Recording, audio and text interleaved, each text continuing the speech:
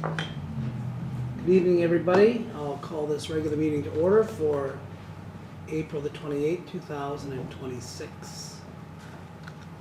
Be it resolved that the agenda for April 28, 2026 regular meeting of council be adopted.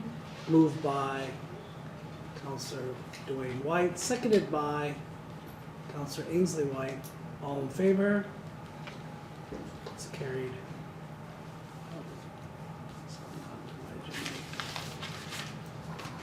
3, be it resolved that the minutes for the April the 7th, 2026 regular meeting of council be approved. Moved by Councillor McKenzie, seconded by Councillor Bobick. Any discussion, errors, or omissions to declare? All in favor? It's carried. 4, reception and delegation hearing. 4.1, be it resolved that council open the public hearing for the 2026 financial plan. Moved by Councillor Duane Whyte, seconded by Councillor Powell. All in favor? It's carried. I now call the hearing in order. The purpose of the hearing is to provide an overview of the 2026 financial plan and afterwards to allow any interested person to make representation, ask questions, or register an objection regarding the 2026 financial plan. I'll now ask CFO Gnida to present the 2026 financial plan. Everybody has in their package there the presentation. You can also follow it on the screen as well.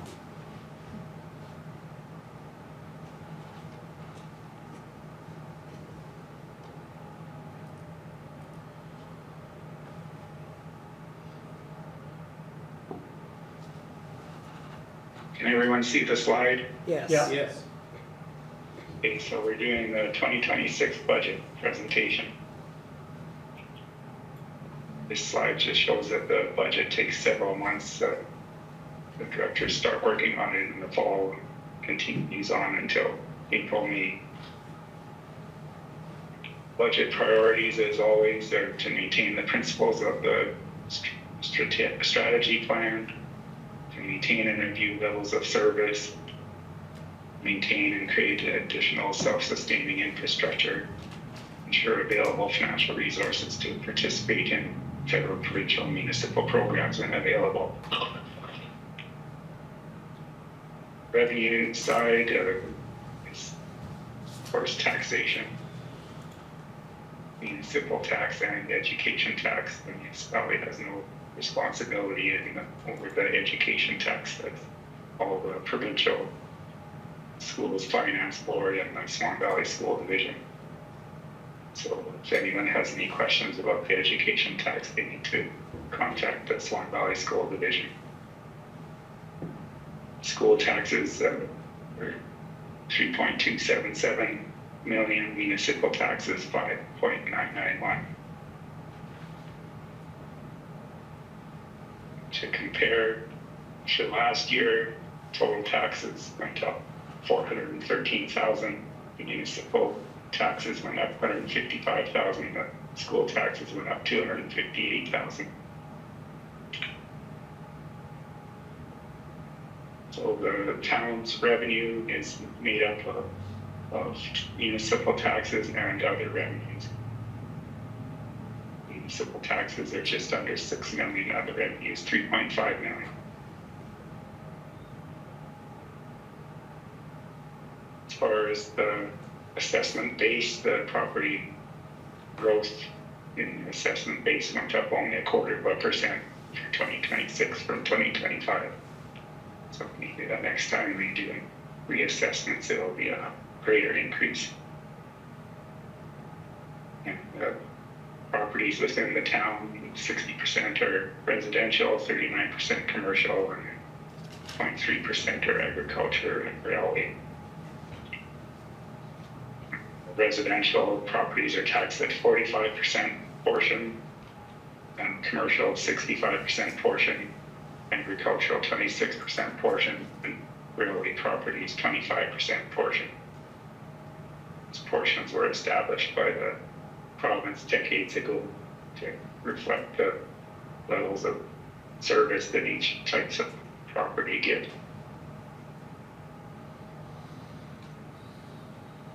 This chart shows the increases each year since 2015. So the increases in 2015, 16, 17 were 1% or 0%. 2019 was a big jump to catch up for past years that didn't have much of an increase. And then 2020 was COVID, so the budget was cut back to not have such a tax burden on the residents and businesses. Since then, an increasing 3 or 4% until 2026. It's a 2.7% increase, down from 4.4% in 2025. For an example of what a residential bill might look like for a residential property assessed at $178,000, municipal taxes will be $2,100, and school taxes will be 0 because the province has a homeowners affordability tax credit that upped in 2015 was the first, 2025 was the first year they had that $1,500. And then for 2026, it's up to $1,600. So all residential properties get the property owner is the person that resides there, or get the homeowner's affordability tax credit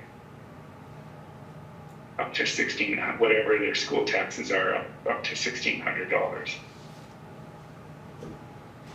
So in this case, the school taxes would be less than $1,600. So the credit completely offsets the school taxes.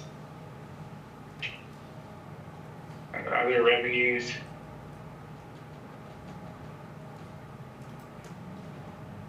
Breakdown of that is $1.6 million in grants, $1.5 million sale of services, and $300,000 miscellaneous.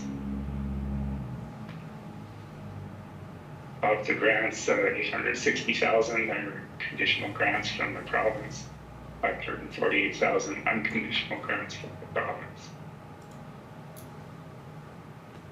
The municipal operating grant that comes every year.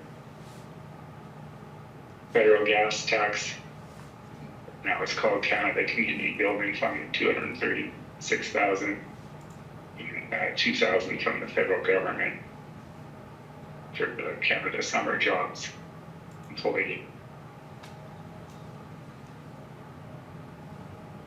For sales of service, of the $1.5 million, $795,000 companies from environmental health, that's landfill scale fees and garbage pickup fees from commercial properties. Rentals and facility usage, $283,000. Protective, that includes monies coming for the new GI RCMP, General Investigative Services Unit, as well as the fire board reimburses the town for the debenture payments on firefighting SCBAs. Recreation and cultural sales of services, that includes pool usage fees, arena, ice rentals, all rentals, $132,000. Transportation, that includes the money from the province to clear the Main Street and 4th Avenue North of snow. Public health and welfare, that's mostly sanitary.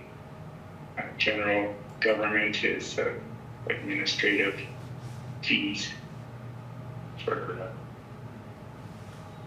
mostly the airport commission, $6,000 sales of goods. The miscellaneous section of the revenues, that includes taxes added, tax penalties, the land accommodation tax, and whenever that gets approved by the province. Miscellaneous fines, investments, building permits, licenses, cable TV fees, and occupancy permits. Are there any questions on the revenue section before we move to expenses? Any questions on the revenue, Councillor Bobick? So when you say cable fees, is that like for Westman running their cables in our town and stuff like that? Yes. What about Manitoba Hydro with natural gases? Do we collect anything on that? No, just property taxes. Okay, thank you. Councillor McKenzie? Where does the revenue from the handy van show up on the budget?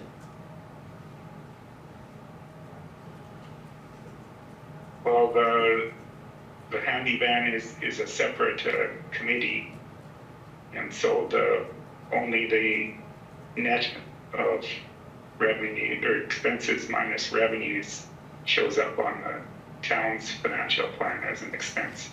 Okay, thank you. Doesn't look like there's any more, so you can carry on. So under expenses, the biggest segment is protective services, because that includes the police contract as well as fire protection. And then the next biggest area is recreation and cultural services, which includes arena, pool, ball, and parks and playgrounds. Environmental health services is garbage collection and recycling in landfill. Transportation services is roads and streets, sidewalks, and snow clearing off of roads and streets, and street lighting. And general government is council and administrative costs. Some miscellaneous that we'll get into later. And transfer to capital and debts is paying off debenture debts and paying for some capital items, which we'll get to later. And then contributions to reserves. So the total expense is 9.557 million equals the total revenues. Because municipalities cannot budget for a deficit, so let's do the balanced budget. So protective services, that includes emergency measures and flood control, 14,000, workplace safety, 28,000, building inspections, 43,000. New program, Canada, or community safety and well-being program, 60,000, and the province is giving a $60,000 grant for seed money to get that program started. Bylaw enforcement, 115,000, fire protection, 282,000, and the largest section of protective services is police protection, 1.9 million. And that includes the new general investigative services unit.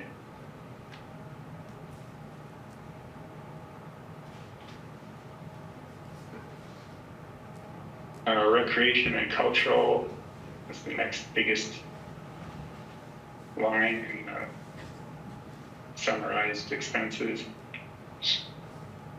So the aquatic center is the largest expense in that section, 779,000.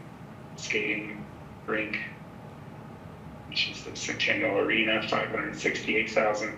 Parks and playgrounds, 157,000. Community center is the Veterans Hall, 140,000. The library that the town contributes towards, together with municipality Swan Valley West, 102,000. recreation programming. It's mostly the summer programming for the kids, but there's other programs throughout the year as well, like adult recreation volleyball and babysitting courses.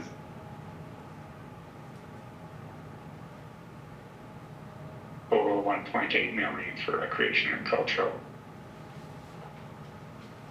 And under public works, transportation and environmental health is garbage collection, nuisance ground, and recycling. Pretty much a third of the $1.2 million budget.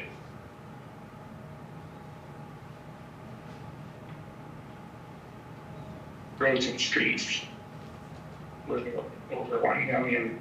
The airport 67,000 and handy van 7,200. As I mentioned before, that budget for the handy van is the net amount that's needed to make the handy van separate financial statement balance.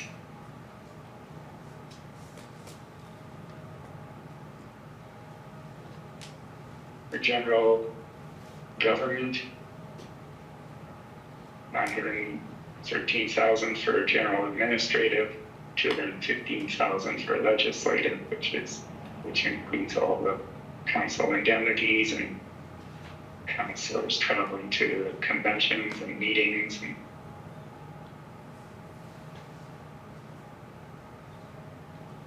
other 63,000, which includes the town website and the town vans. Recoveries are wages that are charged out to other areas in expenses. That's total 1.082 million.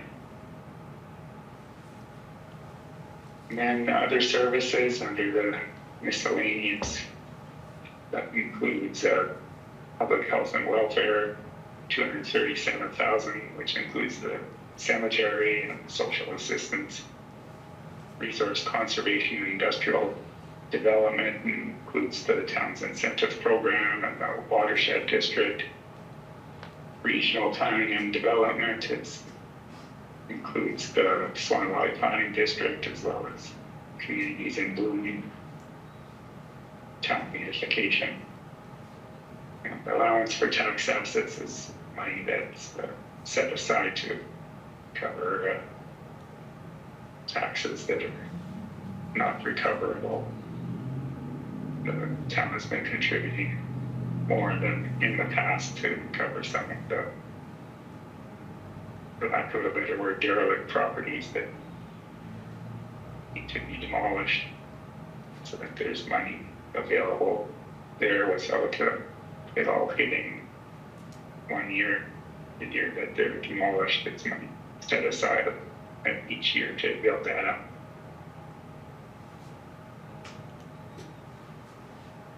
As I mentioned, public health and welfare services is mostly cemeteries, but also town contributes to the city's doctor recruitment there, but that got expanded a few years ago to recruitment of medical professionals, recruit and retention of medical professionals, not just doctors. All 4 Valley municipalities contribute towards that. Social assistance, 43,000. That's money that's paid to the province to administer social assistance programs to residents of the town. Perpetual care fund is money that's set aside for the Birchwood Cemetery. Some grants to social organizations for a total of 237,000. Resource conservation and industrial development includes a new line for this year, economic development officer. The council wants to investigate having an economic development officer. So 60,000 was budgeted to get that program underway at some point. The economic development used to be done through the Swan Valley Regional Initiative for a Strong Economy, but doesn't seem to be working as intended, and so the budget there has been reduced to zero. Incentive plan is for new construction and significant expansions of buildings to give money back to the taxpayers for a number of years as an incentive for new construction and building expansions. And water resources and conservation is the Swan Lake Watershed District. Again, several municipalities contribute to that collectively. Veterinary services is the Swan Valley Veterinary Services District Board, $7,200.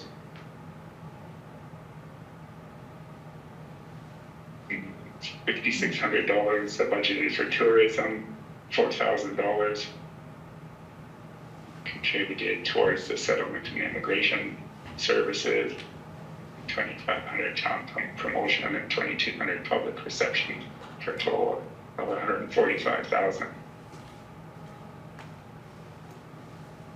But yeah, the economic development officer is something new. Under regional planning and development, that includes weed control, $24,000, Christmas lights, decorations, and flags, $8,000, planning and zoning, Swan Valley Planning District, $7,700, communities in bloom, which is the group that plants flowers and so forth around town to make the town look nice. Beautification and land rehabilitation, $4,500, for a total of $51,000. Any questions on the expenses before we move on to fiscal services? Any questions? Can I just, Go ahead. a brief history of the social services? At one time, that amount is consistent, it's the same year after year of social services. At one time, the town was responsible for providing social services. So our people in our office, they had to interview people coming in applying for social services, and they had to decide whether they gave them money or not. So when the province took it over, they said there would be a fixed amount in forever. So that amount has always been the same, and the municipality no longer deals with social assistance.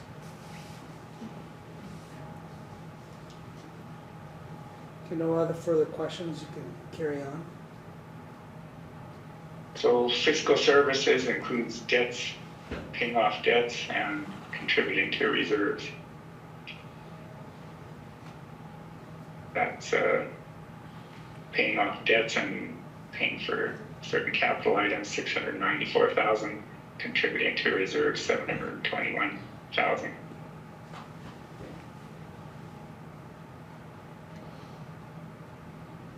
At capital/debts line, $577,000 is to paying off debts, and $118,000 is paying for capital items. For general debt, there's no new debt obligations for 2026.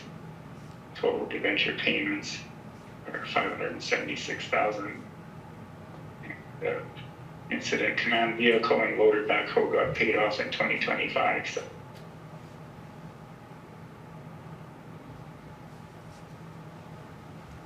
loans that are still left to pay off, the Wellness Center construction, annual debt payment is $368,000, started in 2015 and will end in 2035. Administration office, $113,000. It was built in 2012 and will be paid off in 2032. The Wellness Center repair, annual payment, $66,000. The repair was done in 2021. It'll get paid off in 2030. Firefighting equipment, that's the SCBA's, annual payment 17,000. Those were bought in 2017. Payments continue till 2032, but as I mentioned earlier, the Swan Valley Fire Board reimburses the town for those under the terms of the agreement. And then a couple of paving, curb and gutter projects. 13th Ave and 3rd Street South, 5,900. 12th Ave and 3rd Street South, 5,800. Continue till 2035 and 2033 respectively. So the total debenture payments, 576,000. This graph shows the changes in the debenture payments over the last number of years.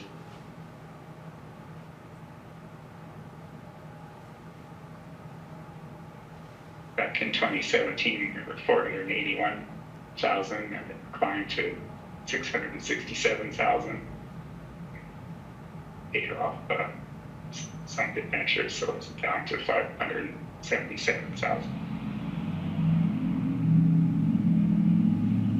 As far as contributing to reserves, and you see the little piggy bank there, because reserves are setting money aside for future, so there's not such a tax burden in the future, or a big jump in 1 year. So we're budgeting 721,000 contributions to reserves for 2026. So reserves help the town to avoid debts or heavy tax increases when there's large infrastructure projects or equipment purchases. So the town transfers money to reserve each year, and some reserves have technical purposes. For example, the federal gas tax reserve, in terms of used to be the federal gas tax funding agreement, now it's called Canada Community Building Fund, require the town to put the grant monies into reserves until they're used in future into a reserve. So the federal gas tax, 235,000, again, that's a grant from the province, and it goes straight into reserve, so it's not, doesn't affect the property taxes because it comes from the province. Whereas the other reserves do affect property taxes. Machinery replacement, 200,000. That's been getting increased to $5,000 a year to try to build that up because machinery is getting more and more expensive. Road improvement reserve contribution 61,500. The town used to get a separate grant called the Municipal Road Improvement Program, I believe it was called, but a few years back the province just bundled in the annual operating grant, but council decided to continue setting aside that portion into the road improvement reserve because the grant was for roads, and so putting it into reserve for roads. Is that money available for roads in future? Recreation facility and equipment, 100,000. That's for the various facilities, recreation facilities. So there's money available to pay for some of the big costs that come from time to time. And then the one-time grants, council developed a bylaw a couple of years back to have money put into a reserve for the community groups that ask for grants. So the groups need to apply for it. That comes out of that $8,000.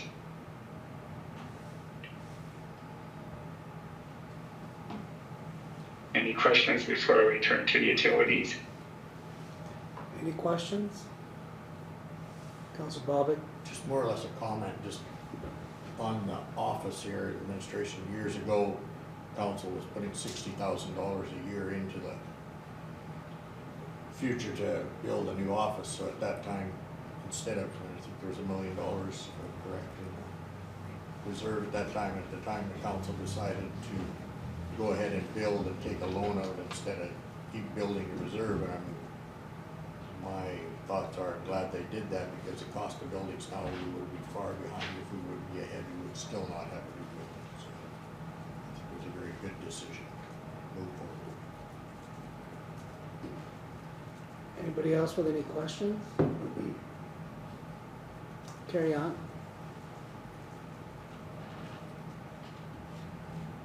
So yeah,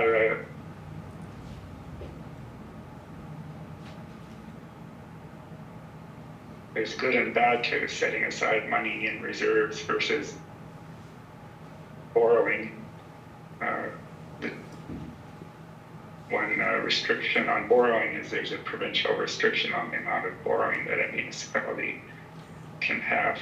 And so for the town of Swan River, of course the municipal board is the one who decides, but they have a couple of formulas that they look at, and the top of the range of what they might allow, there's no guarantee that they would allow the top of the range, but the top of the range seems to be about 18 million for the town of Swan River, and the town currently has about $6 million of debt. So there's not an unlimited ability to borrow. There is a limit. So setting money aside in reserves reduces the amount that needs to be borrowed. Helps us not reaching that borrowing limit. So a utility is water and wastewater services. I know that that's all regulated by the Public Utilities Board.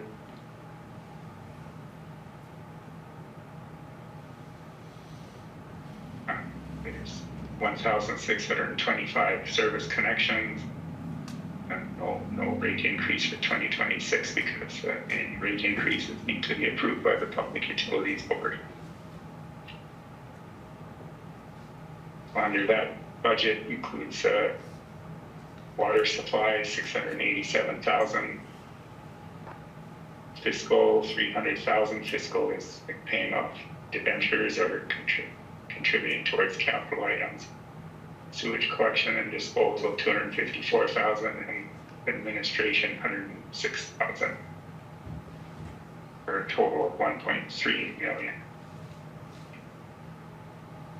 The utility debt is the well control building. The annual debt payment is 67,000. Building was built in 2019. Venture payments will continue until 2039. Ross Lift Station, annual payment 65,000. It was built in 2014. Payments will continue until 2034. Hayes Lift Station, annual payment 32,000. It was built in 2016. The payments will continue until 2035. And the 6th Avenue Lift Station, annual payments 30,000. Built in 2019, the payments will continue until 2029. And the Main Street water and sewer renewal got paid off in 2025.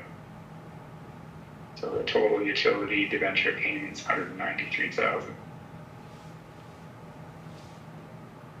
2026 budget includes no new debt obligations.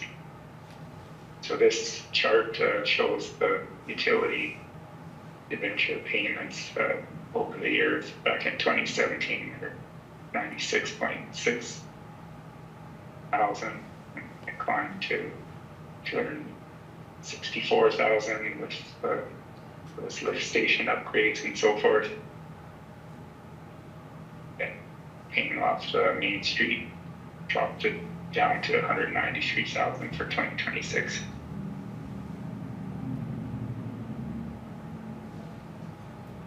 Any questions on utility before we move to capital projects? Any questions? None. So the capital projects are all listed in the financial plan. This presentation covers the highlights. So for the new arena, the town had applied for the Green and Inclusive Community Buildings grant, but was not successful in getting that grant. So the town will continue to seek funding for building a new arena. Completing a pre-design will better the chances of achieving grant funding successfully. So capital budget includes $1 million for the pre-construction costs. So $500,000 is coming from the town's tax stabilization reserve, and $500,000 from the provincial arts, culture, and sport and community grant. Legion Park, the town applied for the growth and renewal opportunities grant from the province and was awarded $255,000 for the Legion Park upgrades. So the project is planned to be done for this summer. And it includes repaving, improving the accessibility of the park, adding lighting, upgrading the stage, work from baseball diamonds, and safety aspects as well. So it's estimated to cost $530,000.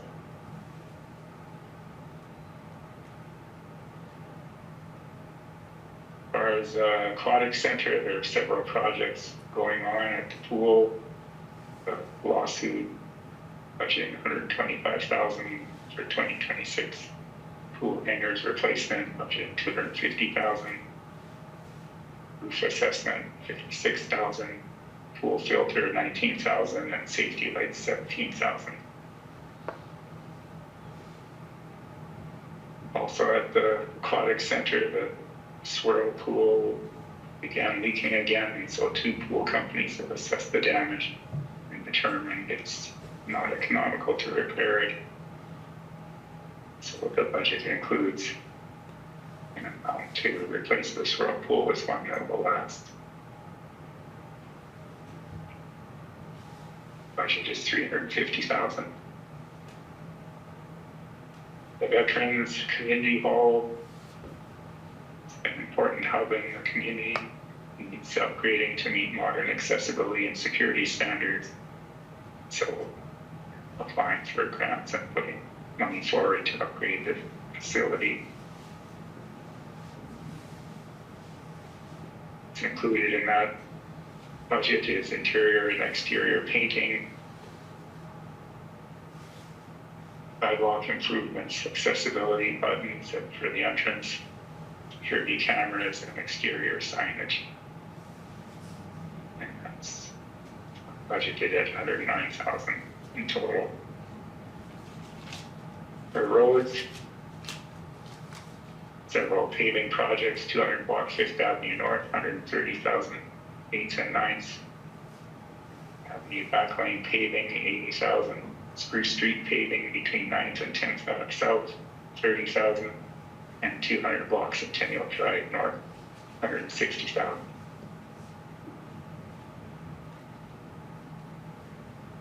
Other public works capital projects, tandem dump truck, $240,000, and that's going to be paid out of the machinery replacement reserve. And sidewalks, the town fixes sidewalks each year.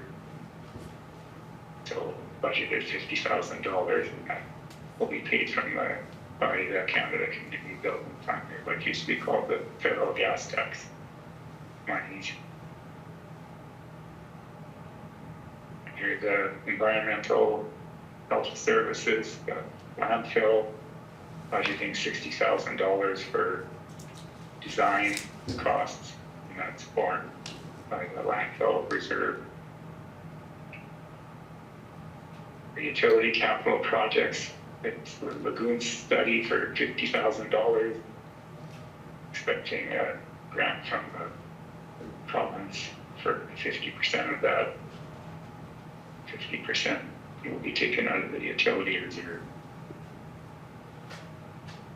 An EMS 1000 unit at the lagoon, an annual lease cost of $29,960 that will be paid by the utility reserve as well. Town's budgeting for Christmas lights. Set aside some of the tax levy to get new Christmas lights for our streets. $35,000. That's the end of the presentation. Are there any final questions? Thank you, CFO Gnida, and I think you did a great job. Any other questions to the presentation? Councillor Ainslie Whyte. I just wanted to echo the Mayor's comment that was really well presented, and I appreciated how the slides were formatted as a receiver of the information. You did a really good job explaining it, and it was easy to follow along, so I really appreciate that. Thank you. Thank you. Councillor Duane Whyte. I'd written it all down, and Councillor Ainslie Whyte took my notes and said exactly what I would have said. Thank you so much for you and your team. Any questions on the budget, Councillor McKenzie? No, I'd like to thank you for the presentation also. Made it really simplified so even I could understand it. Anybody else? Okay, so we have Mr. Jeremy at the back. You'll have just maybe come forward, state your name and your civic address. Jeremy Bergen, 415 River Road, Swan Valley West. Representing Swan Valley Star and Times, so 704 Main Street East.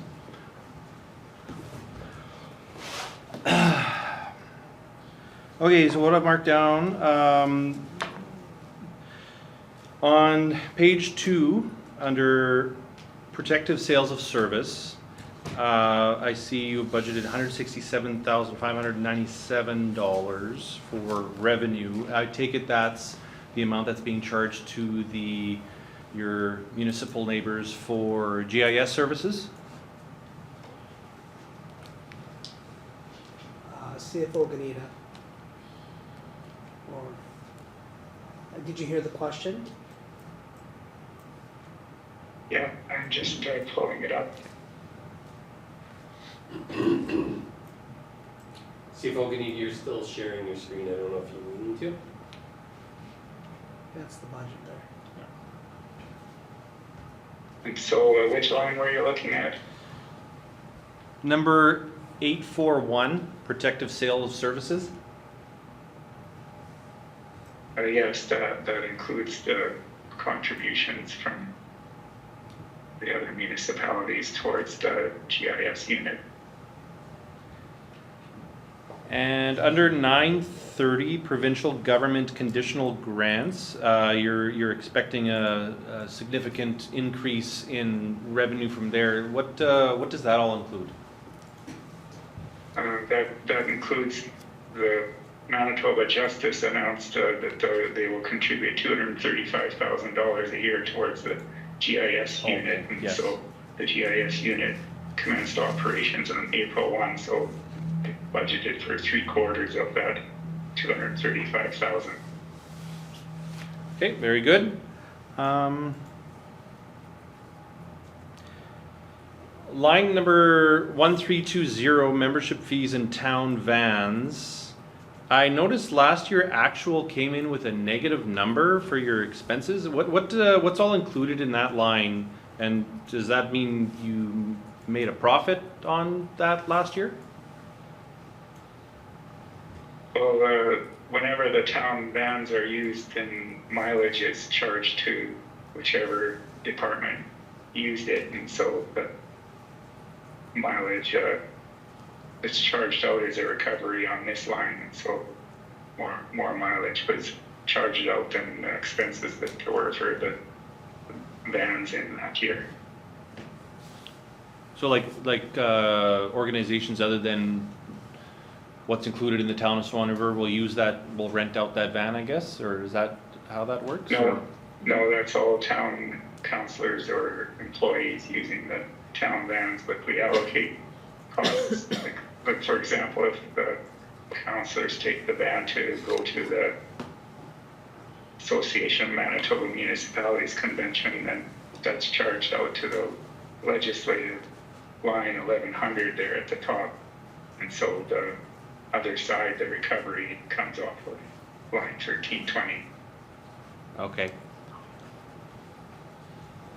I see the expenditure for bylaw enforcement, 2,200 is actually going down. What's all included in there other than Mr. Pewish's salary?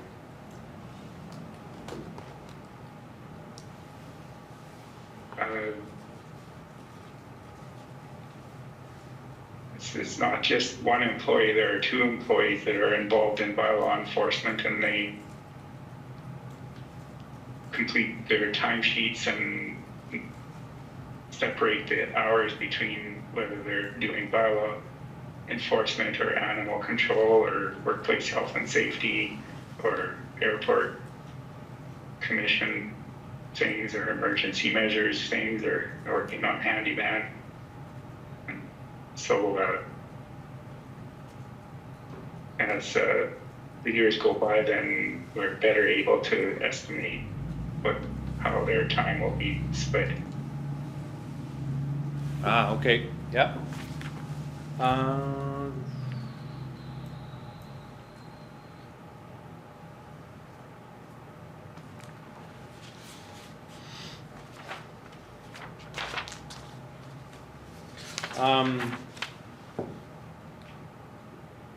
The cost for recycling, are you guys still in contract with OSS for, what's the next contract renewal for OSS?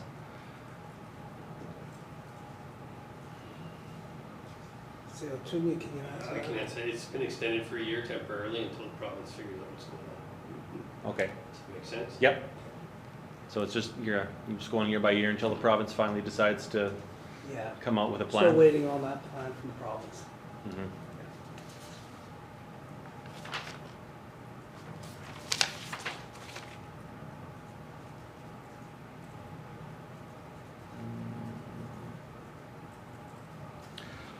I'm just curious on 7,200,5261, page 5, assistance for housing and commercial industrial development. That one has increased significantly. What's included in there? That's the incentive program for new construction or significant expansions, and the council passed a new incentive bylaw that provides greater incentives than the previous bylaw did, and so expecting that there will be more applications and the cost will be more because the incentive is higher than what it used to be. Yes.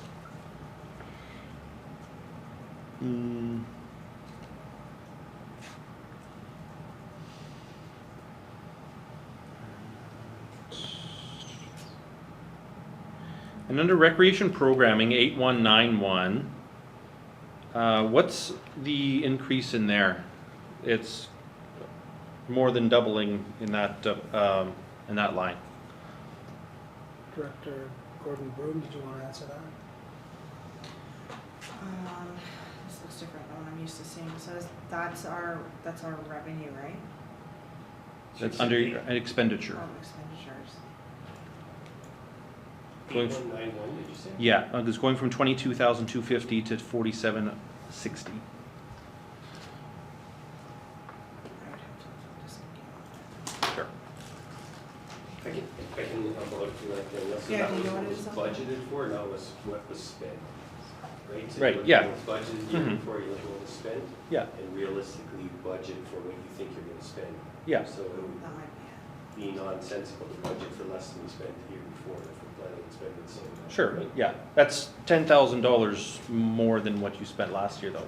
So what's the expected All of this. improvements, I guess? If you wanna move on, we can. Sure.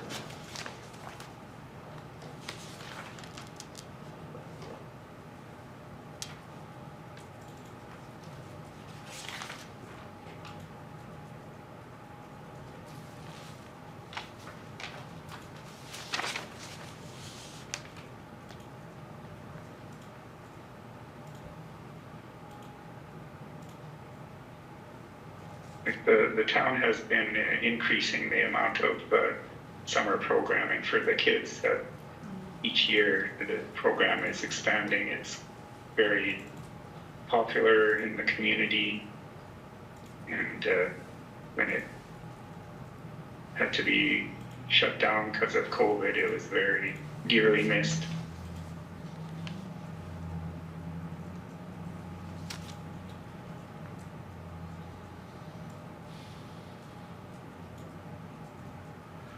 I seem to recall at some point in the last few months was there a discussion that the town is going to take care of the repaving on in front of OK Tire, even though that's a provincial road? Am I accurate in saying that? Have we ever budgeted for that? Yeah, like are you budgeting to repave that at all? No. No. We've asked MTI to do the repairs to that because that is a road that belongs to MTI, even though at one time the town did go ahead and pave it. But we're trying to work with them to do something with that.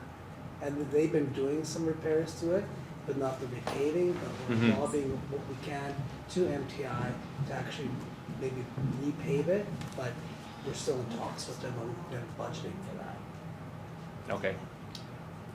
Was that one of the inspection areas when they go Yes. for their tour this spring? Yes. They had mentioned this spring they were gonna come for a tour to check different accesses and Yeah. ditches and things and roads. Yeah. And they were waiting until the snow finished melting, of course, and thaw. So, July. Yeah, probably. You're really optimistic. Yeah. Just kidding. The municipal office fence, like $6,000, is that is that an existing fence that's being repaired? Yeah, I believe it is CO Tewnion. The repair of the fence, or if it's the budget, that's for the fence. There's that's back there. $6,000 for a fence, is that just the repairs? It's a safety issue, there's no fence right there, it's just Okay. to stop traffic from coming by. We have our Like rules back walking there. traffic, yeah. Walking traffic, crossing train tracks, that's. Yeah. Okay, I can speak to that now, yeah. Jeremy, we Sure. were able to put up the worksheet, see if we can even give you an overview, but I think Danielle will add a little more. Yeah, it just, really that change just reflects the wages for the programming that we're anticipating for this Okay. year. So that's the biggest difference. Okay. There might be some, Like, are we talking more employees or a raise in wages or generally? well, we're waiting to hear back from the green team application, but we hope to do some adult programming as well through the summer, not just youth, so to reflect that as well in there. So also then the wages, if those are gonna be green team people, that's gonna be covered by a green team grant and not through They only tax cover dollars? so much, yeah. Yeah, Yeah. very good.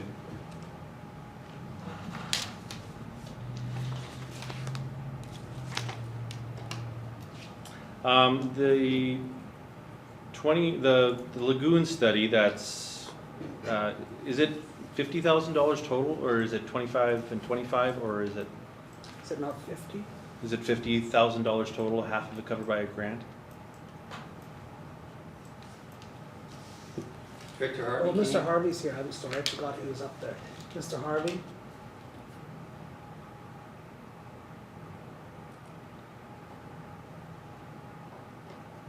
You might be on mute. 50,000 total. Okay, and what does that cover? What's being studied? That's a geotechnical investigation looking for clay borrow sources. and then design, or options for design. And how does this differ from studies that have been done in the past, you know, like in the last, I don't know, 10 years or so? Originally, we were looking, there was a mechanical system they were looking at. Then we were looking at a Sager system within the existing lagoon. But when they did the testing for that one, they weren't positive that the existing cell would pass with the newest regulations. So now we're looking at potential bore sources away from there where there's higher plastic clay that would pass the newer, stricter regulations. And I noticed in the 5-year plan, which is, I know is usually a rough estimate, 7 million for the lagoon in 5 years, 2031. Is that, to wait 5 years, is that just an accurate, a rough estimation of how long it's gonna take to get all the approvals in place? Or is that just more, the town needs to wait 5 years to spend that kind of money?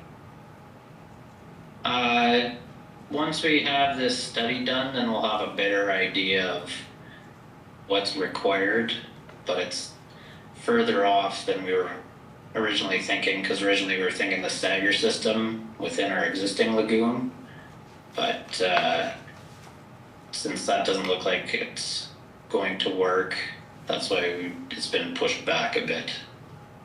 Okay, So we'll yeah. finish this study and then we'll have more answers once the study's done. Okay, yeah. And there's, Plus Jeremy, also on that, it will require provincial and federal funding as well, because obviously we know it's a huge capital investment, which will require other government input to it as well. so this $7 million, is that expected to be the total cost of the project, and some of it's gonna be offset by provincial and federal funding? I'll let Mr. Harvey answer. That's a very rough number at this point. We'll have better information Mm-hmm. and be able to refine that better once the study's done. But otherwise, you wouldn't expect the town to have to take out a $7 million loan No. for that? No, Yeah, no, we'll definitely be looking for grant assistance. That's right. okay, very good. I see, yeah, you got landfill design on the books for this year, and then you're optimistic that you can expect landfill expansion project to take place next year? That's the plan, yeah. Are we fairly close to capacity in with our current landfill? We're getting close, yeah.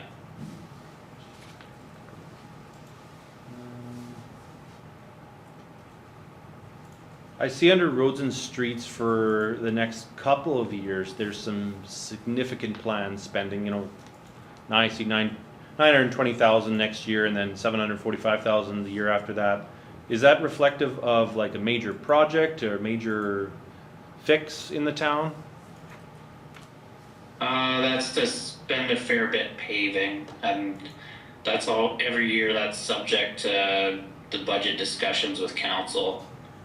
So that might get stretched out a little bit, but that's just putting in some road projects, roads that are starting to get showing wear and tear. Okay, thank you.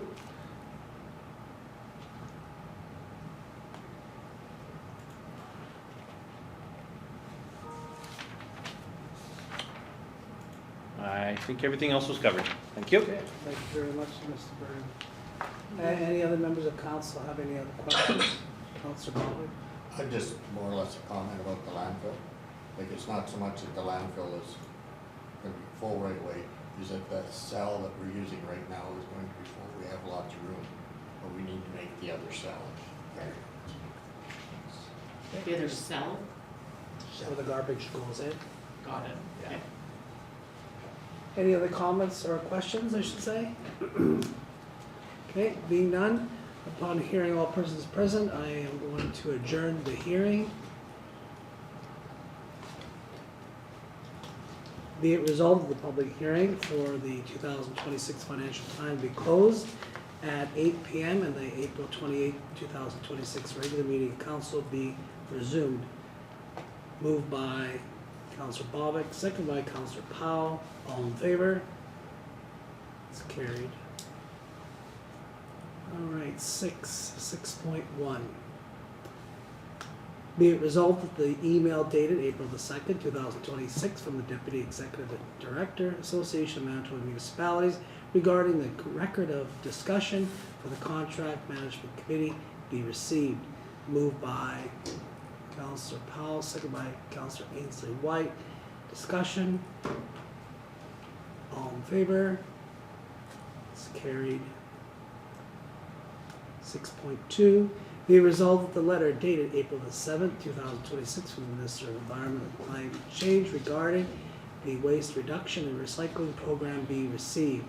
Moved by Councillor Bobick, seconded by Councillor McKenzie. Discussion. All in favor? It's carried. 6.3. Be it resolved, the email dated April the 8th, 2026 from the Superintendent of Riding Mountain Field Unit, Parks Canada regarding watercraft management be received. Moved by Councillor Duane Whyte, seconded by Councillor Powell. Discussion. Councillor Ainslie Whyte. I'm just curious what our responsibility is in this I exactly. think it's just for information, that we could maybe tell our local people that you can still use the lake, but you have to have, follow the rules that the federal government has imposed. Okay, I was just, I wasn't. It's a good question. I wasn't sure, I thought, this isn't an hour. Right. It came to us, but I think it's just for information. Okay. Any further discussion? All in favor? Opposed? It's carried. 6.4. Be it resolved that the email dated April 9, 2026 from the Director General Census Program regarding the 2026 census of population be received. Moved by Councillor Ainslie Whyte, second by Councillor Powell. Discussion. Councillor Ainslie I Whyte. just had a similar question with this. I understand that we put out the promotions as they had asked, but we're not responsible to ensure that a certain recruitment happens. No, it's done within the census, and it's important that everybody fills it out because it helps with our grants and everything else too. So we need to make sure that we have the proper number for population. So we encourage people to do the Okay, census. so that's a very good message to make Yes. sure we get out. Okay. Any further discussion? All in favor? It's carried. 6.5.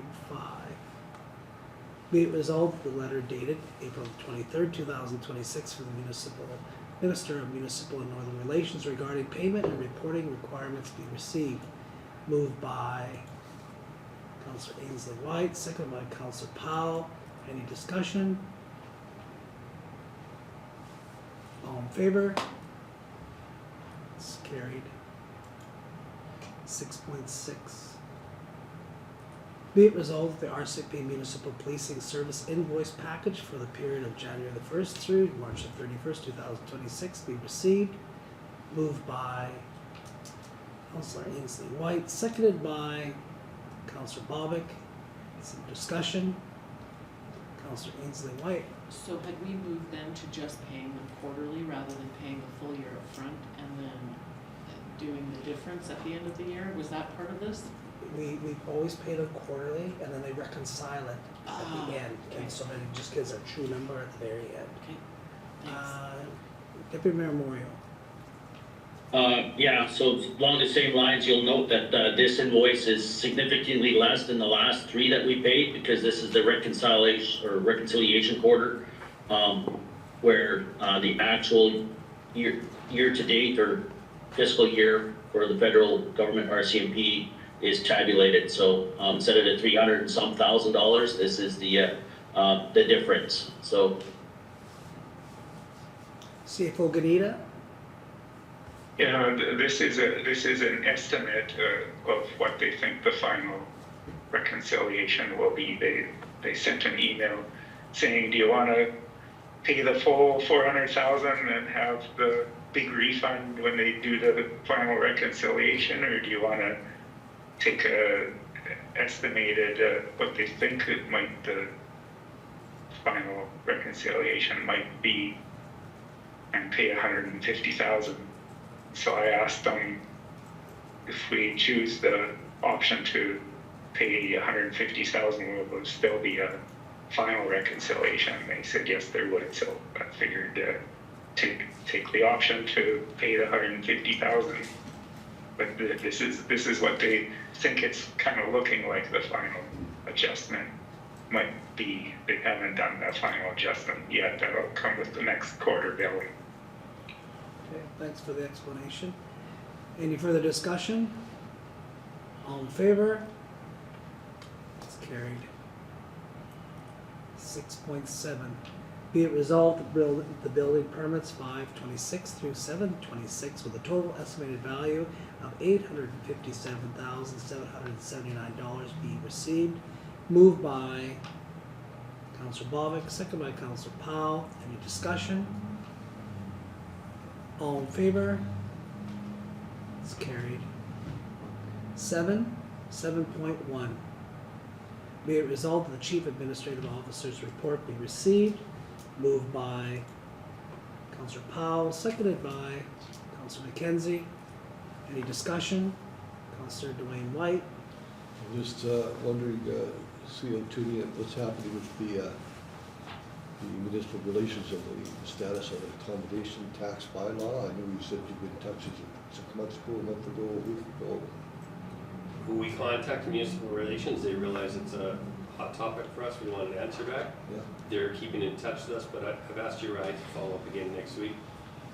I trust that they're gonna let us know as soon as they hear anything, but trust but verify, so we're gonna have Uriah reach back to municipal relations next week. Thank you. Further discussion? All in favor? Opposed? It's carried. 7.2. Be it resolved the Director of Public Works report be received.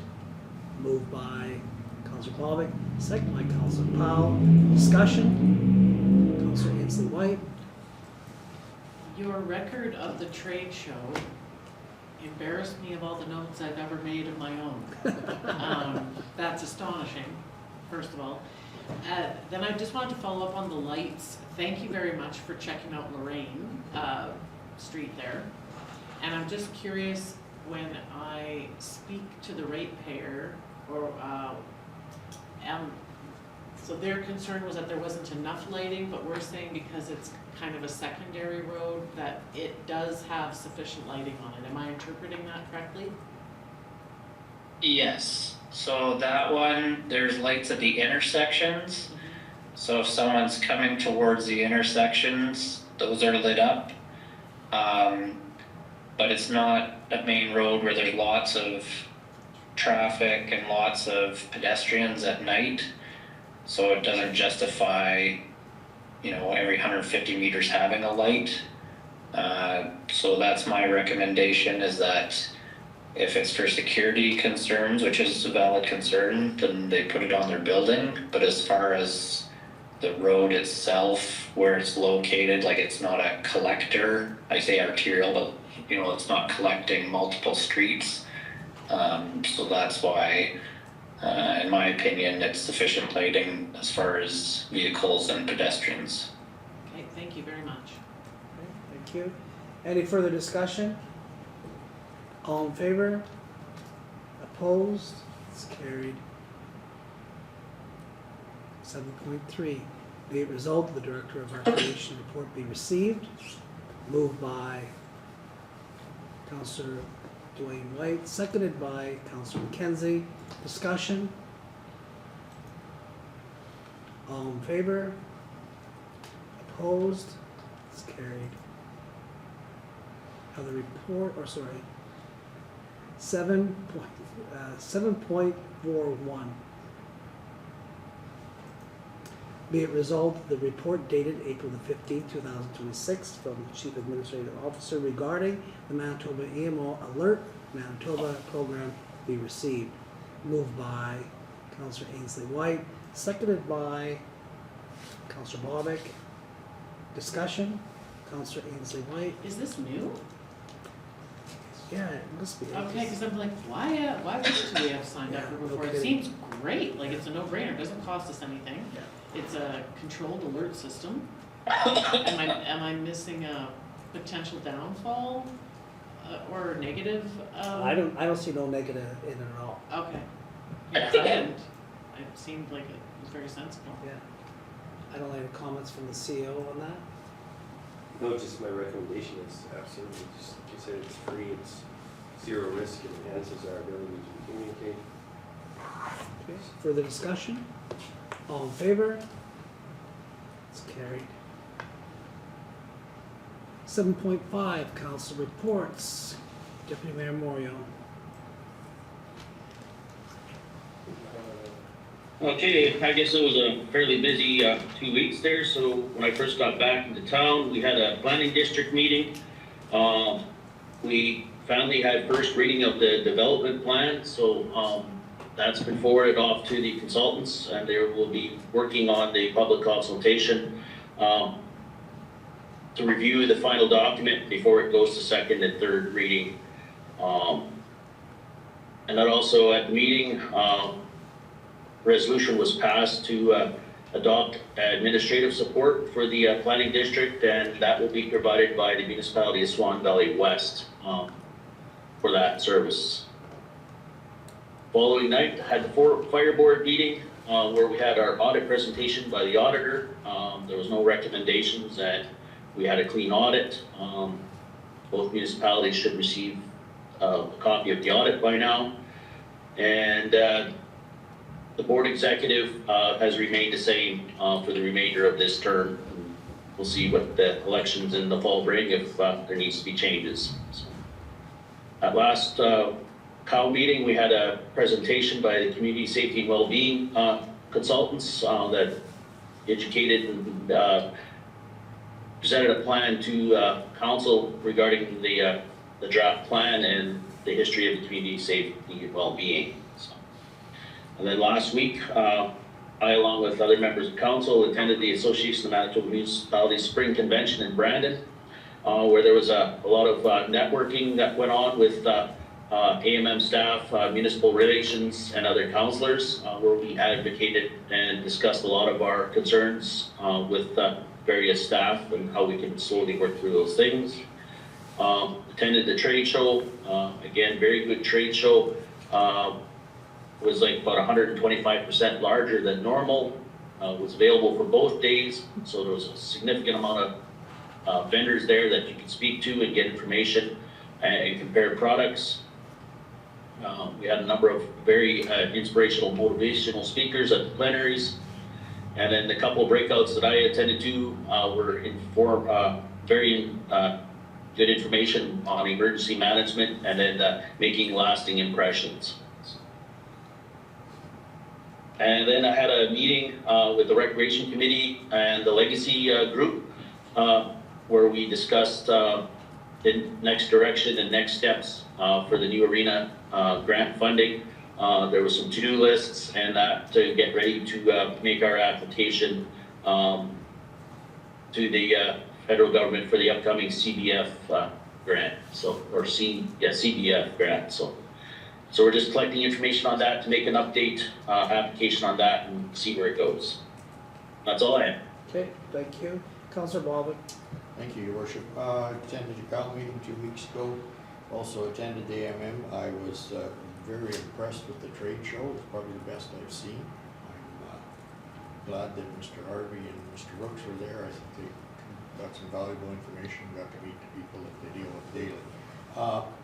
One of the speakers really hit home for me that the person speaking on mental illness really brought it to light and how what a terrible, terrible thing people live with, some of us. So it was very interesting. So, very well done. Thank you. Councillor McKenzie. The good thing about being behind Councillor Moriaux and being on the same committees is that he's covered pretty much concrete. I attended the fire board, that's the first meeting that I've attended, and it's a good example of how the two municipalities can work together. I thought that was pretty positive. And I met during the noon hour with the Legacy Committee, and they're a very knowledgeable group and they've done a lot of work already, so I'm just sort of on the outside gathering the information, and they're trying to work out all the avenues and possibilities for grant money and to get this thing going. Absolutely. Thank you, Councillor Powell. Okay, yeah, I as well attended the town meeting. I think most things have been talked about, but we did attend the AMM. Lots of great, knowledgeable things there. In the trade show, I have to say, I did make Councillor Whyte walk the whole entire trade show with me to see what every booth was. Yes, it was mild, and yes, he was tired. But it was really, it was so nice to see Jordan and Darren both there, because I'm looking at great big bobcats, great big tractors and stuff like that. Like, yeah, wouldn't that be nice to have? But this is their realm, not my realm to know what all these things do. But it was a great thing. Michael Landsberg, the mental health, really as well. I have to say, Councillor Bobick hit it. Learning about mental health was very, very eye-opening. Something I think we all know about mental health, but he opened your eyes to understand it a little bit more, and it was something that really, really hit home, I think, with all of us. I attended the Women in Municipal Government, large discussion about committees and what they do to recruit women, and how they have copies and how they get together and what they do.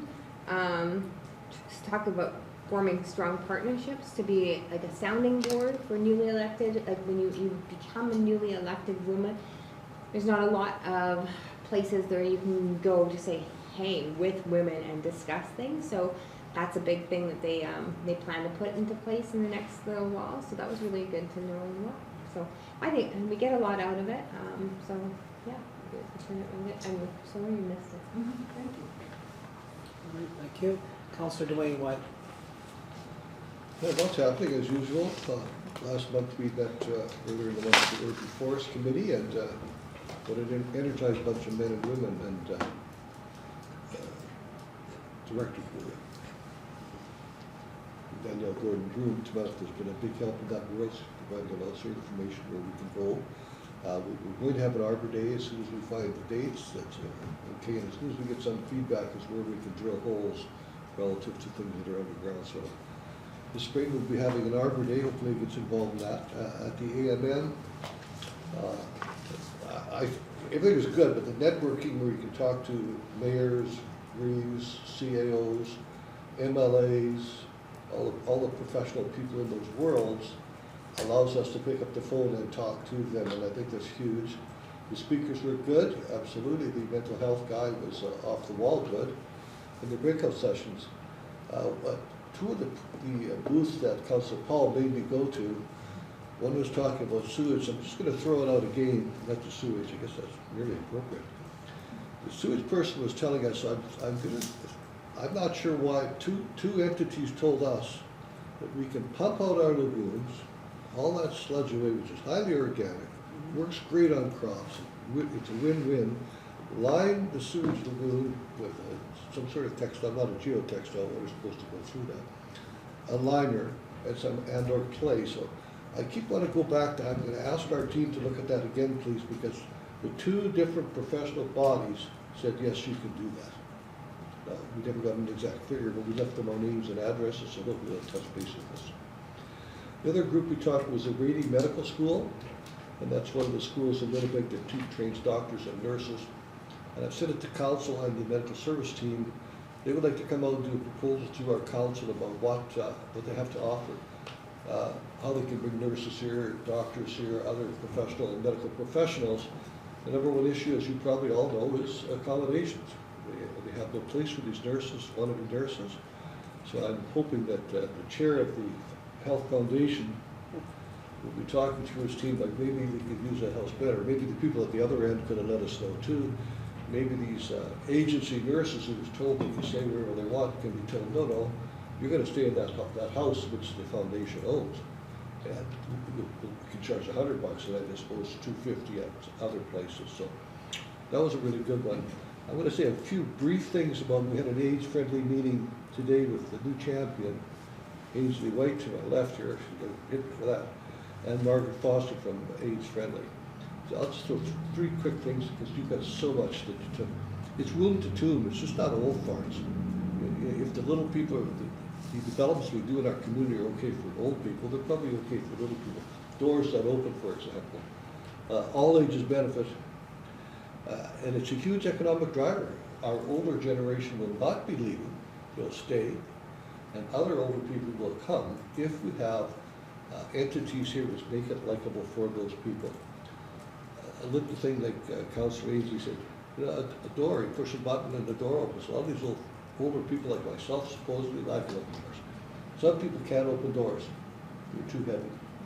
So I'm going to give that back to Councillor Whyte to my left, because she took copious notes, and you're pretty fired up, and I volunteered to help her. And I have a suspicion we're going to see a lot more about age friendly shortly. Okay, thank you. Councillor Ainslie Whyte. Yeah, it really was a great meeting, and the womb to tomb concept with this age-friendly, I wasn't really, I didn't have all the background info. She'd sent a lot of information. It was a little bit daunting to go through at first. But as we sat and reviewed things with her, it was all just really making sense. And so the premise, our next steps would be, if we could have a representative from each, like this would be something that we could talk about at the G4 as well. But basically a representative from each of the municipalities to have a leadership role from each of the municipalities, as well as some public representatives and both, I guess, a representative of younger age folks and the senior group as well. And there was a resolution that needed to be passed. That's been done. So our next step, if we form the committee, send in the form, we get $2,500 just given, and if each of those municipalities can show the same thing, as we're all part of the same, well, now we've got 10 grand to start with, and we can make pose very achievable goals. And I had said, what stuck in my mind was a specific restaurant in town. It's got such a heavy door, and they do breakfast, lunch, and supper. And I thought, like, the times I'm there, I think, whoa, like it's a heavy one. Wouldn't it be great? And then Mark took that, and she's like, what about at these stores? What about at other places? And then I remembered Director Gordon-Broome had suggested for the Legion, the auto doors. And then Mark's like, what about if you bought a whole bunch of them? It'd be cheaper, and if we could get other contributors, and like that's an initiative that would help the, I was gonna say human, adult pushing a stroller can use that button, or somebody with physical, challenges, or older person, like it just, so that's an example of something that we could do. And I think retaining our aging population is a responsibility that we have, and it was brought to our attention that currently the folks managing the senior center, and I can't speak exactly the right terms, but are all volunteers, and they have a huge cost associated. So there was a list provided to Mark of some immediate items that they would like to pass as immediate concerns that would be kind of top of the list. So Mark is passing that to us. We are going to set up a meeting and go to the senior center, actually see the facility. I've only popped my head in there, and actually hear from that group of individuals what some major concerns would be. That's in things including like walking down the sidewalks in town. There was just some really good conversation at lunch today. So yes, I agree with my newfound interest, I guess, in this, and I'm interested to follow it down further. Yeah. Nice. Really good. That's it, yeah. Thank you. Well, for me, it's kind of loaded in, and I'm not going to go over what everybody else has gone through, but I'll lead right to the AMM. And interesting that I'm hearing a bit about accessibility, because the province of Manitoba is with the new accessibility legislation that when they talk about, you know, door entrances and electronic or electric openers and stuff like that, talking about if it's municipal buildings, if it's talking about private buildings and all that, but this is all coming down. Now, the province has said that they don't want to be heavy-handed on that, but, you know, this is something that's going to be coming down as time goes on. Some of the other conversations in our mayors and rees and CAOs was with the transition of the recycling program that we've been waiting for a little while, so we're anticipating that.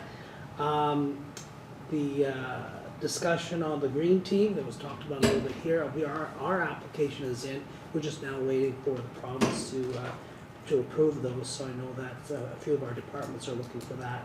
Minister Samar did talk a little bit about the provinces talking about getting tough on crime. So we've been hearing about that for a little while now, so we'll see how that goes, and I'll be speaking with the Premier on that a little bit in the next week. We talked about a lot about acts of hate to elected people as well as municipal employees. It's unbelievable some of the areas of the province right now that are, we have employees that are being targeted and threatened, and also elected people. And so there's some stuff that is coming out of the eastern part of the province, and they're asking the province to say, you know what, the province needs to step up to say, you know what, these people are important people, and we can't have people threatening and their lives are threatened at the same time. So that's moving along there. Hearing lots about town halls, municipalities having their own town halls on election, and I talked to our CEO about that. Man, this would be kind of a good thing for us to do, is having a town hall, just to invite people to come in and meet with us, some of our staff, and what their roles and responsibilities are if they really want to run for election in the fall. So that's something that I think that I would like to see us do. The convention moving on. Some people spoke about the keynote speakers. Both of the keynote speakers are really good. In fact, the Michael Landsberg, who has talked about his mental illness, and you don't realize it. You know, you think, you know, and when he starts talking about it, boy, I tell you, I think there's a lot of people that had some tears in their eyes. But you know, he shared his story, and I thought he did such a good job of it, and more awareness to how people are dealing with mental health. The other keynote speaker was that Shauna Pandra, and you know, she is an aquanaut, which I never heard of that before, but anyway, she's an aquanaut, and she's the first Canadian named commercial astronaut. So someday she's going to be going to space, and she shared her stories and talked about how, you know, everybody in society has, you know, their thing that they're, you know, that they're good at and what they're bad at. And there's nothing wrong to be bad at something. You know, you learn and you get good and all that. So I thought her message was pretty powerful. And then of course the breakout sessions. I thought that we had so many good breakout sessions. I think we all kind of try to break up and to go to those breakout sessions and learn a little bit more about how, you know, it can help our municipality, our administration, as well as helping our council, you know, and make us better people. So with that, and also my own session that I had to do for the AMM was on TLEs, and I thought that the presentation that was from Dennis Meekish, who used to be the chief from Long Plain First Nation, in and around Portage Prairie, an amazing presentation to the group. There's a lot of great questions because a lot of people don't understand what TLEs are, and there's more and more communities are now partnering with First Nations with TLEs, and so they're starting to understand a little bit about that. So there's a lot of great conversation from the group that was asking questions, and I was told that our session, not my session, but our session that we had, that was part of there, it was one of the longest running sessions. In fact, I told Mr. Meekish that we could have probably went 2 hours and talked about this whole thing. So I really enjoyed it. And on top of all that, you know, the networking, seeing our old counterparts from other municipalities, the government people that we've got to know, deputy ministers and all that, is very powerful and very important for us to keep on continuing on with that, because it's just going to make us better. And also, I thank the deputy mayor for spending time with me and looking for connections with the government on finding the avenues where we can find grant monies for our potential new arena. So anyway, I'll close it off with that because I could talk about that for a long time. All right, so we shall move on to 8 and 8.1. Be it resolved, the town of Swan River become a participant in Alert Manitoba program. Moved by Councillor Whyte, seconded by Councillor Powell. Any discussion? All in favor?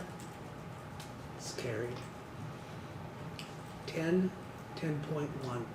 Whereas sections 162(1) of the Municipal Act requires that every council must adopt a financial plan for each fiscal year in the form approved by the minister and consisting of an operating budget, a capital budget, an estimate of operating revenue and expenditures for the following fiscal year, and a 5-year capital expenditure program. And whereas sections 162(2) of the Municipal Act requires that before adopting the financial plan, the council must give public notice and hold a hearing in respect to the plan. And whereas a public hearing has been held, be it resolved that the financial plan for 2026 financial fiscal year, consisting of an operating budget, a capital budget, an estimate of operating revenue and expenditures for the following fiscal year, and a 5-year capital expenditure program be hereby approved.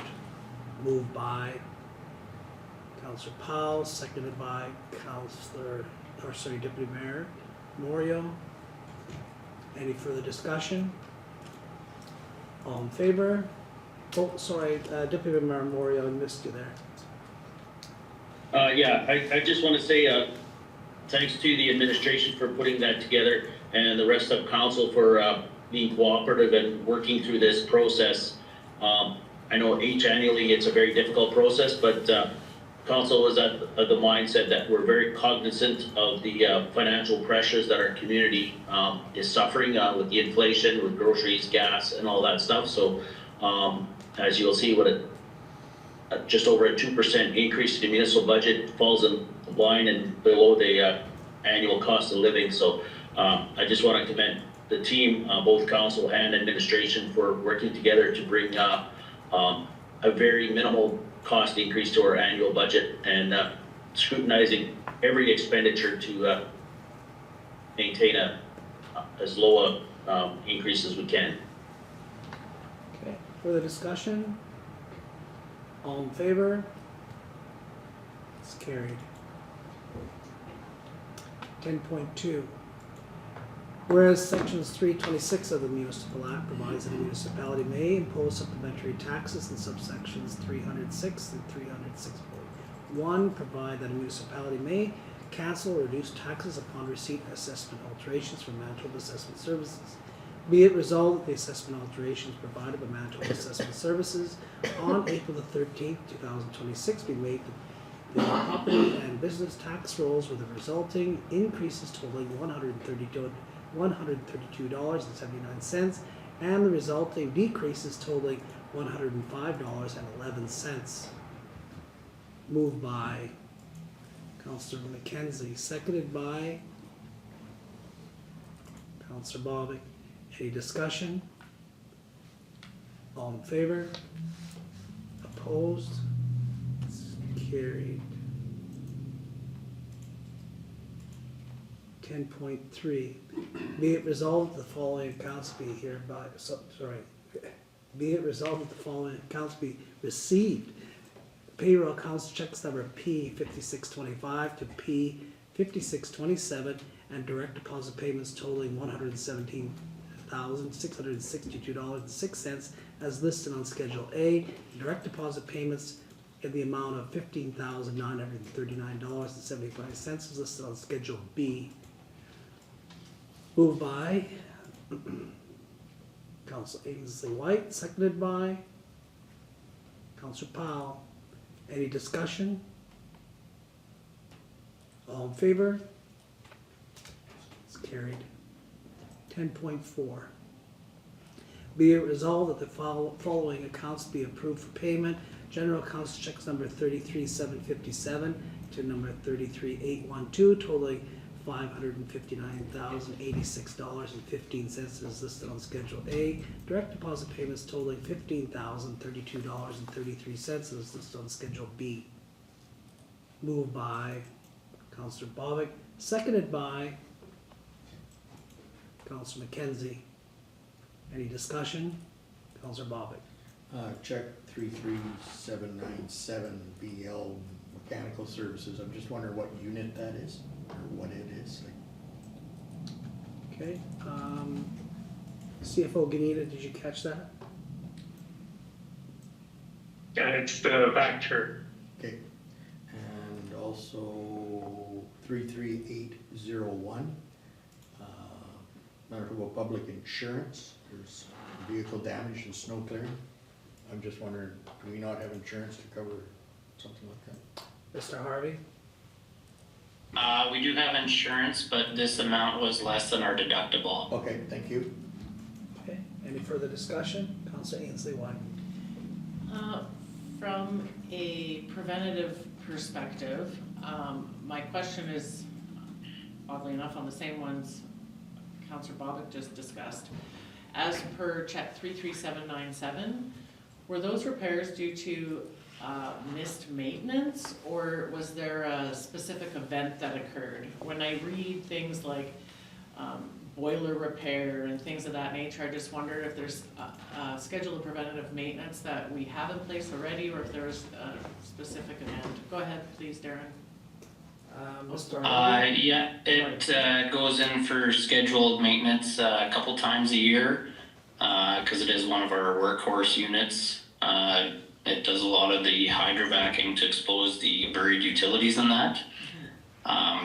We did buy it used from Brandon, because new ones are like $700,000 now. So it already had a few miles on it, and it was just getting to the point where there was a number of things that need to be repaired, and so our mechanic was kind of lining it up to do them all at the same time, because we do use it every few days, and it's also our sewer jetter. So it's nice to have it all get done at once and then be back ready for service, because there is a private company that has a vac truck, but their hourly rate is very expensive, so we try and use ours as much as possible. Awesome, that makes total sense. And then on the vehicle damage by the snow clearing machinery, I just wonder if we had done a formal investigation on that and, come to a root cause, and then the preventative measures to prevent that from happening again, to prevent it from happening again. Yeah, that one would have been investigated under previous safety officer, and they were clearing snow, like pushing it back, and then there was a big chunk of snow that had frozen, and when they were pushing, it went off the side of it and then rolled back down the embankment and hit the car, and that's what caused the damage. So it wasn't the loader itself that hit it, it was when he was pushing it, then it rolled off the side and then down. But because those embankments, like the blader scrapes everything across and then piles it in, the snow in them unfortunately is quite hard, so when it hit the car it dented it, and that's what we had to repair. So this was before this year? I think it was from last year. I'd have to double check my notes. Okay, you just said with the previous safety officer, I wasn't under the understanding we had changed recently. Yeah, this one has been a little bit, I'm not sure, sometimes with MPI it takes a while Fair. for them to do the repairs. Okay. Was not this year. I'd have to double check. Thanks. It's been confirmed here, Mr. Harvey. Councillor Powell. Okay, sorry, the only one I have a question is 33805, this cemetery grave buyback. I wasn't quite, That would be for Mr. Harvey. Yeah, so a grave buyback, when you purchase a grave, you get a deed, and then, because people will purchase for themselves and their wife, or themselves and their husband, and maybe for their kids, and then at some point, maybe there's a divorce and a remarriage or early death and a remarriage. And then they decide, okay, either my wife or now myself, I'm gonna be buried next to my new wife, or maybe the one I had purchased for my kids, they moved out to California and they're gonna be interred there. So we do allow them to sell back grave deeds. Okay, I just wasn't quite sure how that, perfect. I'm sure there's lots of scenarios that will play itself out in I a would go to situation like California. that. Any further discussion? All in favor? It's carried. 11.1. Be it resolved that bylaw number 5, 2026, being a bylaw of the town of Swanavert, setting the rate of taxes for 2026, be read a first time. Moved by Councillor Duane Whyte, seconded by Councillor Bobick. Discussion? All in favor? It's carried. Members' privilege, Councillor Ainslie Whyte. I thanked Mr. Harvey for checking the lights. Oh, when you were talking about the lagoon being pumped out, it piqued my interest. I've worked directly with organizations that do lagoon dredging. It's very common in Alberta, especially with all the waste from pulp plants and lots of manufacturing facilities and oil field things. And there's a high concentration of nitrogen often, it seems, along with H2S and a whole bunch of other stuff, in that sludge. And so a pontoon will go out on the lagoon, pump the sludge out, fill it into tanker trucks, Super Bs, drive it out to the field, spread it, and then a disker goes behind and disks it in. So there would be some additional information to find out, because there's things, regulations and things with that, but it is very, it's common practice in other areas and nothing new. So I just wanted to give my 2 cents on that. Oh, sorry, one last thing. No, not too late. Along with that, I also am aware of a company that operates out of Alberta, and they use electrostatic welding to make bladders for what they call minion tanks. They're used to carry sand or water, liquids. And when you said liner of the lagoon, ping, that struck me, whereas they actually fuse and make the bladder as large as it needs to be, so it's one singular unit and will never leak, is the purpose of that. So I just throwing it out there in this lagoon talk, I actually had an experience with that, so please, go ahead. It's been dredged already. Oh, once, you said? Okay, so we're in everybody's privilege, so I'll let you go when it's your turn. Councillor Duane Whyte. Well, thank you. Your worship and myself had the pleasure. I did not eat a lot of those Tim's donuts, honest. And I want to thank Tim's and the Tim's supporters and the corporate people and the community people who went and bought those donuts.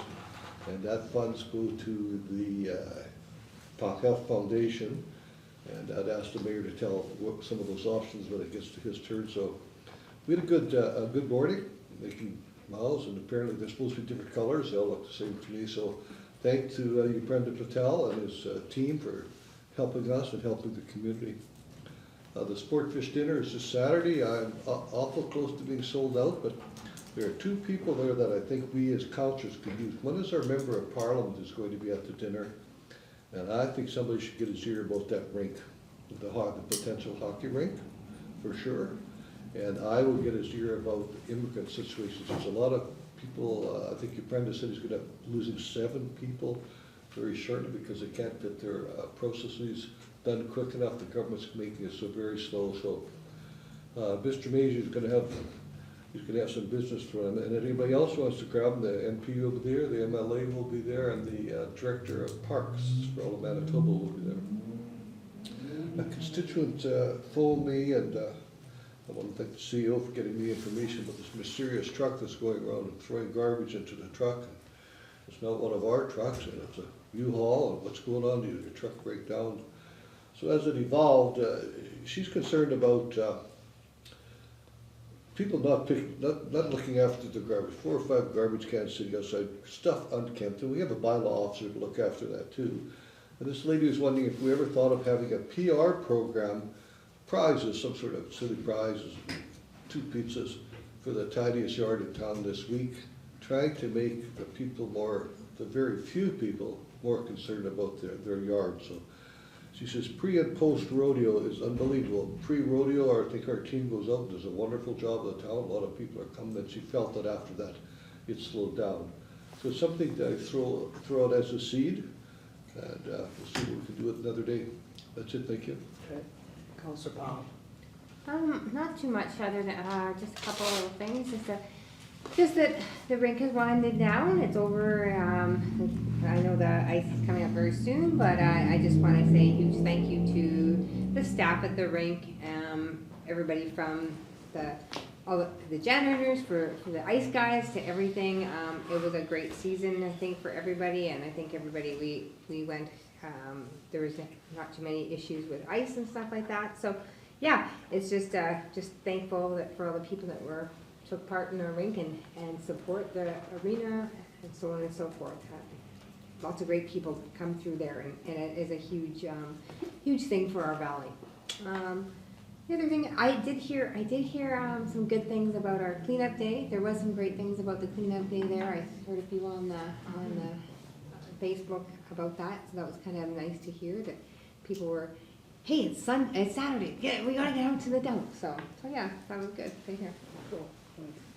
Councillor McKenzie. I had something I forgot what it was, but I was thinking about it.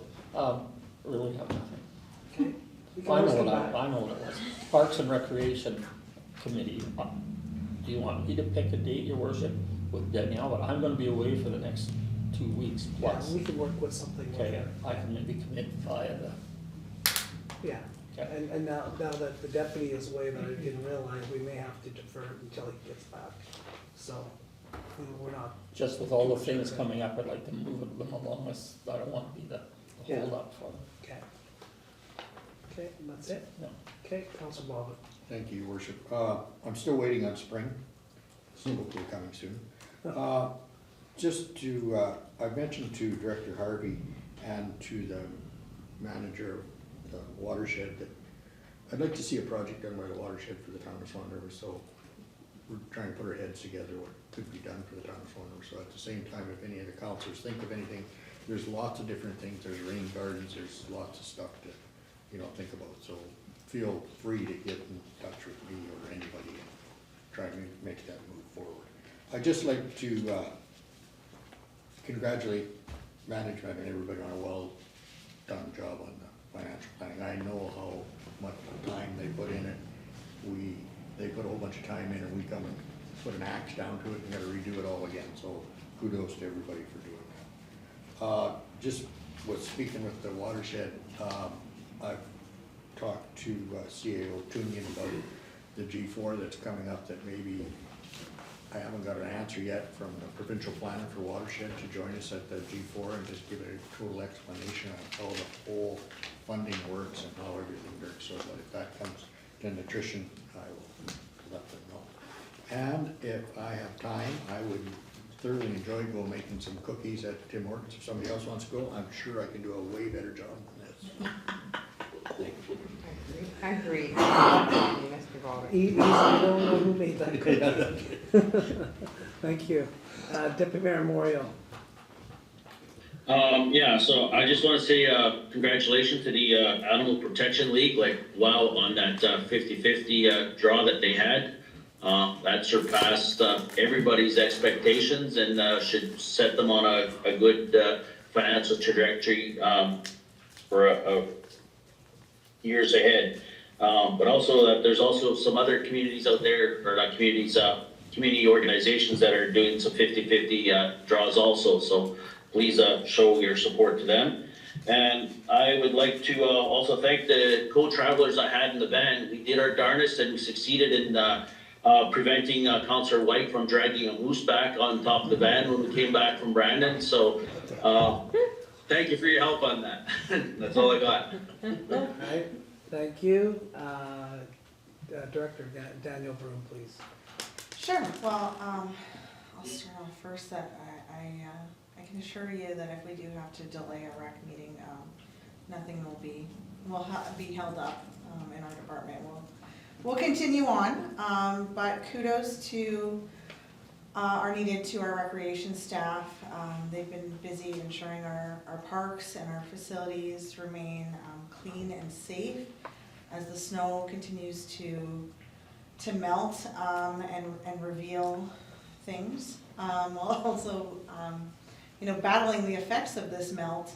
So it hasn't been an easy thing to manage as conditions not only change daily but kind of hourly as well. And they do this alongside all their regular demands of the department too, so just wanted to give some recognition to them. Well, thank you, and we appreciate all our employees and our directors and all our admin staff that do a great job. Director Harvey. Yeah, I just want to say I enjoyed my time at the AMM trade show. It was good to see all the different vendors there. Some that I've talked to on the phone, they used to put a face to a name, and it's always good to check out what is the latest and greatest. Very good. Yeah, the trade show was very impressive. I think that was set around the table here once or twice, and probably one of the best ones that we've ever seen at the convention. CFO Gnida. Nothing to report. Okay. CEO Tewnion. As Councillor Whyte with the Y mentioned, Swan Valley Sport Fish Enhancement Unit and I both belong to that group, and if everybody is interested, please, you only have a couple days because it looks like it's going to be a sellout. Great community event and excellent cause. Just like everybody else said, I wanted to thank the administration team for putting together this budget. This is a really challenging time of year. It's kind of make or break, and everybody's working hard, and I appreciate the cooperation of the entire team and council so we could get that through, so much appreciated. And just a shout out to our municipal emergency coordinator, Ryan Bettisworth, and our public works director and our admin on-call person all weekend, filling me with the information I could so I could keep you folks and ultimately the community a bit at ease, because it was a little tense this weekend with the river rising, but kudos to everybody. So that was it. Thank you. Perfect, thank you. For myself, I was lucky enough, I guess, to be invited to the Bonito Hotel Everyday Steak Cafe on the weekend by the Patels there. Had a nice evening there to meet them, and great to see another edition of, another eatery and a place to stay, I guess, if you call, in the valley, and really good hospitality and lots of fun meeting a lot of familiar faces there. As mentioned earlier, but the Smile Cookie program is ongoing right now, so get your box of cookies or individual cookies, depending on how much you want to eat. On Monday, I did get an opportunity to attend and make cookies with Councillor Whyte, and it was lots of fun. But I think more importantly that this here program the funds go directly 100% to the Swan Valley Health Facilities Foundation. A lot of people don't even understand that entirely, but the foundation was designed to help to provide equipment or services to all our facilities, which includes the hospital, the lodge, Bonito facility, health facility, as well as the personal care home. And we have purchased a lot of equipment over a number of years because of the dollars that come from Smile Cookie and Tim Hortons, but also from individuals that leave that behind. It's just a great thing. And for Tim Hortons, in the last 10 years, and this is not an actual official number because they're missing 2 years that we're still looking to see what those numbers were, but in the last 10 years, they have donated, or the community has raised, $91,000. So we're on track to have another great successful year this year. So kudos to everybody that supports Smile Cookie. And at the same time, I think that Deputy Mayor Moriaux mentioned about the ongoing fundraising that so many groups that are hosting in the last month and into the next month and in summer. We're gonna see a lot of fundraising efforts, and can't always support them all, but we do a good job, I think, for the most part. If it's the Snowmobile Club, or if it's the sport fishing, or if it's the Kinsmen, they do all such great things for our whole valley as a whole. So we're lucky to have those people that spend the time to volunteer and to make our place a better place to live. All right, and with that, we'll go to 14. Be it resolved that pursuant to sections 152(3) of the Municipal Act, council go into committee and close the meeting to the public. We have items of RCMP to discuss, moved by Councillor Ainslie Whyte, seconded by Councillor Bobick. All in favor? Carried. We're in camera. Nothing has, no items are rising out of camera. Be it resolved this regular meeting of council will be adjourned at 9:08 p.m. Moved by Councillor Ainslie Whyte, seconded by Councillor Bobick. All in favor? It's carried. We're adjourned.